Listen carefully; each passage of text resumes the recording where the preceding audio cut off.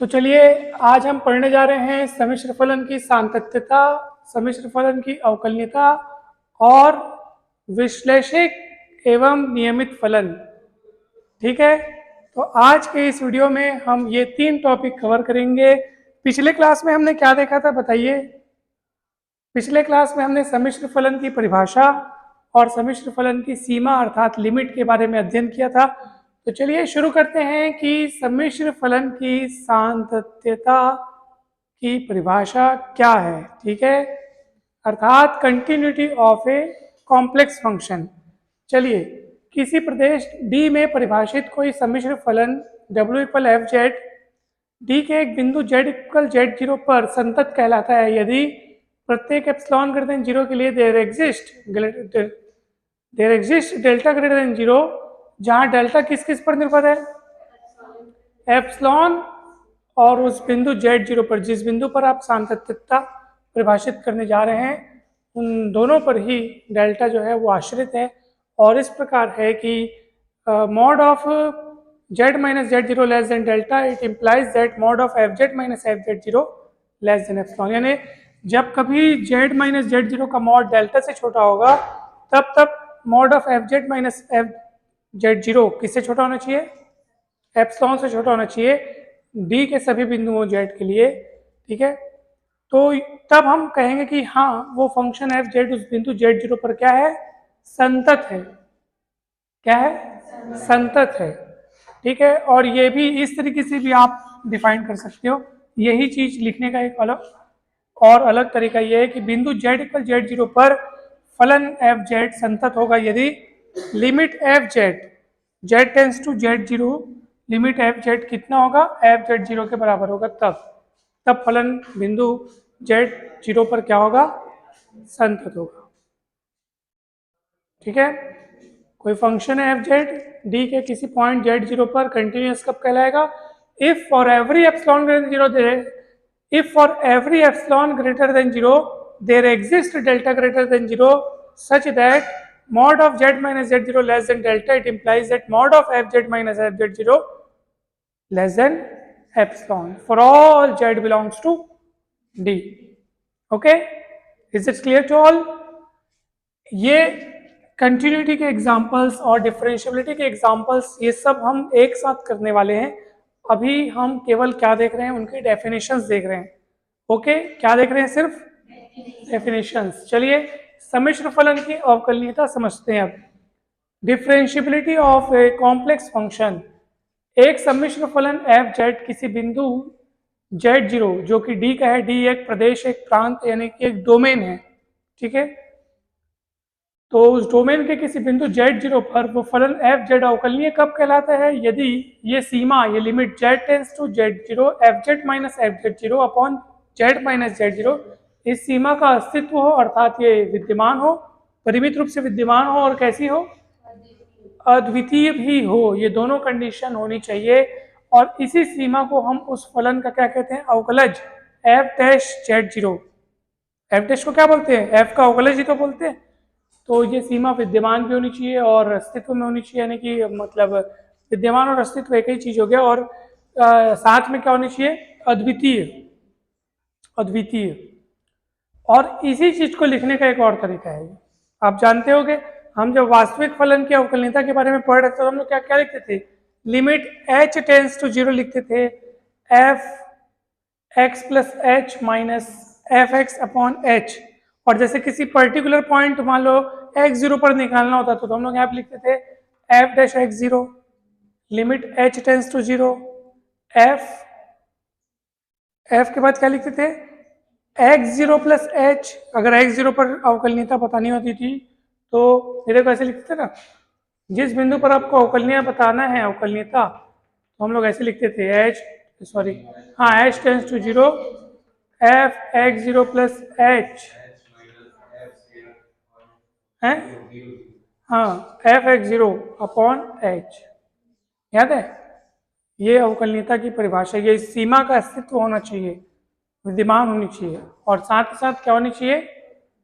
अद्वितीय। अद्वितीय मतलब केवल यूनिक वैल्यू आना चाहिए उसका। दो मतलब 1 से ज़्यादा वैल्यू नहीं आना चाहिए, ठीक है। अब ये तो कंटिन्यूटी और डिफरेंशियबिलिटी हो गया, जिनकी डेफिनेशंस बहुत ही इजी थी। अब हम एक पढ़ने जा रहे हैं, ये नया टॉपिक है आप सबके लिए और इतना इम्पॉर्टेंट टॉपिक है कि आगे चल करके जब आप जो हायर क्लासेस में जाएंगे, आप एमएससी जब करेंगे, आप एमएससी मैथमेटिक्स, तो कॉम्प्लेक्स एनालिसिस आपका एक सब्जेक्ट होगा, उसमें इस एनालिटिक फंक्शन के बारे में, एनालिटिक और रेगुलर फंक्शन के बारे में आप बहुत डिटेल में पढ़ेंगे। बहुत सारे थ्योरम्स है, बहुत सारे टॉपिक्स है इस विश्लेषिक फलन या नियमित फलन से संबंधित। तो चलिए हम देखते हैं कि आखिर विश्लेषिक फलन क्या होता है। नियमित फलन भी विश्लेषिक ही है, दोनों एक ही चीज है, लेकिन हल्का सा फर्क है। हर पर्यायवाची में भी थोड़ा बहुत फर्क होता है, तो हम देखेंगे कि आखिर क्या फर्क है, जिसको हमने 2 नोट्स बना करके लिखा हुआ है। तो चलिए सबसे पहले हम देखते हैं कि विश्लेषिक फलन क्या है। एक मानी फलन एफ जेड, एक मानी मतलब जो सिंगल वैल्यूड फंक्शन, यानी कि एक वैल्यू आपको प्रदान करता है, ठीक है, एक पॉइंट पर एक वैल्यू प्रदान करता है आपको। एक मानी फलन एफ जेड जो सम्मिश्र तल के एक प्रांत डी के प्रत्येक बिंदु पर परिभाषित भी हो और अवकलनीय भी हो, उस प्रांत डी में क्या कहलाते हैं, विश्लेषिक फलन कहलाते हैं। यानी कि सिंपल शब्दों में अगर आप सुनना चाहो तो यह है कि कोई फलन विश्लेषिक कहलाएगा कब, यदि वो फलन उस प्रांत, जिस प्रांत में उसको बताया जा रहा है, जिस प्रांत में आप उसको विश्लेषिक बताना चाहते हैं, उस प्रांत डी के प्रत्येक बिंदु पर परिभाषित भी होना चाहिए और अवकलनीय भी होना चाहिए। 2 ही शर्त है, बस 2 ही चीज है। प्रांत डी के प्रत्येक बिंदु पर फलन परिभाषित हो और अवकलनीय हो, 2 चीज अगर हो गया तो वो उस प्रांत में वो फलन क्या कहलाएगा, विश्लेषिक कहलाएगा। ये एकदम इम्पॉर्टेंट टॉपिक है, एकदम इम्पॉर्टेंट परिभाषा है और हमारा पूरा चैप्टर इसी पे बेस्ड रहेगा। विश्लेषिक फलन के बारे में हम आगे चल करके बहुत सारे थ्योरम्स पढ़ने वाले हैं और बहुत सारे आपके क्वेश्चंस भी इस पर आधारित रहेंगे। आइए हम देखते हैं, नीचे 2 नोट्स लिखे हैं, वो क्या कहते हैं, चलिए देखते हैं। एक फलन एफ जेड किसी बिंदु z0 पर अगर, एक फलन एफ जेड किसी बिंदु z0 पर विश्लेषिक कहलाता है। एक और डेफिनेशन है यहाँ पे जो कि एक जानकारी के रूप में आपको दिया जा रहा है। तो कोई फलन एफ जेड किसी बिंदु z0 पर विश्लेषिक कब कहलाएगा, यदि यह न केवल z0 पर बल्कि z0 के किसी प्रतिवेश में भी क्या हो, अवकलनीय। यानी कि कोई फलन न किसी, देखो ना, कोई फलन किसी बिंदु z0 पर विश्लेषिक कब कहलाएगा, यदि वो सिर्फ z0 पे विश्लेषिक ना हो, यानी कि सिर्फ z0 पे अवकलनीय ना हो, बल्कि उसके किसी प्रतिवेश में, प्रतिवेश का मतलब मैं आपको बताया था, सामीप्य मतलब नेबरहुड मतलब आस पड़ोस, जिसकी त्रिज्या मैंने कितना लिया था याद है आपको, एप्सिलॉन त्रिज्या का एक नेबरहुड बनाया था मैं कल का आप देखेंगे टॉपिक, बहुत अच्छे से समझ लीजिएगा, वीडियो अपलोड हो चुका है, आप लोग जरूर देखिएगा। तो प्रतिवेश मतलब क्या होता है, जैसे मैंने कोई बिंदु लिया z0, कोई एक बिंदु लिया, क्या चीज, अब z0 से किसी निश्चित दूरी पर, मान लो वो निश्चित दूरी कौन है, एप्सिलॉन। अब z0 से एप्सिलॉन दूरी पर, एप्सिलॉन दूरी के पूरे घेरे में जितने भी बिंदु आ रहे हैं, एप्सिलॉन दूरी के अंदर, एप्सिलॉन दूरी के जितने भी बिंदु आ रहे हैं उन सबके कलेक्शन को हम लोग बोलेंगे z0 का नेबरहुड, प्रतिवेश। आप अपने आस पड़ोस की परिभाषा क्या बताओगे, जैसे आप किसको बोलोगे, आपके पड़ोसी, आपके घर के आसपास चारों तरफ जो लोग बसे हुए हैं उसको पड़ोसी बोलोगे, तो वैसे ही उसके पड़ोसी हो गया। अब एकदम दूर रहते हैं उसको पड़ोसी बोलोगे क्या, इसका मतलब क्या है, किसी एक निश्चित दूरी तक के ही लोगों को हम क्या बोलेंगे, अपने पड़ोसी बोल सकते हैं। और किसी एक तरफ वाले कोई पड़ोसी बोलोगे क्या, जो ये इस तरफ रहता है उसी को पड़ोसी बोलोगे, उधर वाले को नहीं बोलोगे। आस पड़ोस बोलने का मतलब ये कि चारों तरफ और दूर नहीं, पास में। तो वैसे ये बिंदु z0 का नेबरहुड किसको बोलेंगे, जो एप्सिलॉन क्या है, कोई स्वेच्छ अल्प संख्या है, ठीक है, उस दूरी के अंदर जितने भी बिंदु हैं उनके कलेक्शन को क्या बोलेंगे, z0 का प्रतिवेश। प्रतिवेश को हम सामीप्य भी कहते हैं और इंग्लिश में नेबरहुड कहते हैं।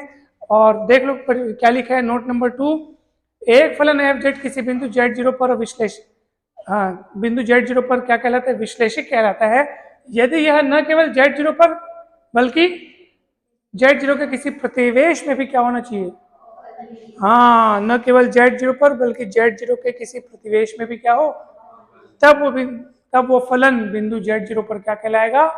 विश्लेषिक कहलाएगा। और नोट नंबर 2 क्या कहता है वो भी सुनो। नोट नंबर 2 में हमने लिखा हुआ है कि हम कहते हैं कि फलन एफ जेड एक प्रांत डी में नियमित है। नियमित का मतलब है रेगुलर है यदि यह डी के प्रत्येक बिंदु पर क्या है? हाँ, जैसे कोई प्रांत डी है, ठीक है, अगर कोई फलन एफ जेड डी के प्रत्येक बिंदु पर विश्लेषिक है, अगर कोई फलन एफ जेड डी के प्रत्येक बिंदु पर क्या है? विश्लेषिक है। विश्लेषिक मतलब एनालिटिक है, तो हम कहेंगे कि वो फलन उस प्रांत में क्या है? रेगुलर है, नियमित है। तो रेगुलर फंक्शन की डेफिनेशन समझ में आई? रेगुलर फंक्शन किसको बोलेंगे? रेगुलर फंक्शन कोई फलन, ठीक है, प्रांत डी में रेगुलर कब कहलाएगा? कोई फलन प्रांत डी में रेगुलर कब कहलाएगा? नियमित कब कहलाएगा? यदि वह प्रांत डी के प्रत्येक बिंदु पर क्या हो?